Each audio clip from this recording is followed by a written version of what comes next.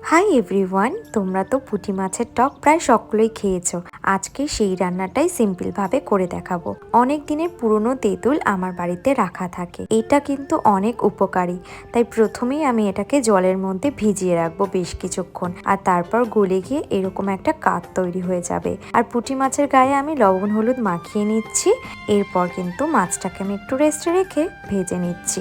মাছটাকে কিন্তু আমি একটু এপিট ওপিট করে ভালো করে কড়া করে ভেজে নিয়েছি। এরপর তেলের মধ্যে সর্ষে ফোড়ন দিয়ে দিলাম, আর যে তেঁতুলের কাতটা বানিয়েছিলাম সেটাই এখানে দেওয়ার পর সামান্য একটু জল দিয়ে দিলাম স্বাদ মতো লবণ হলুদ দিয়ে এবার ঝোলটাকে একটু ফুটিয়ে নেব।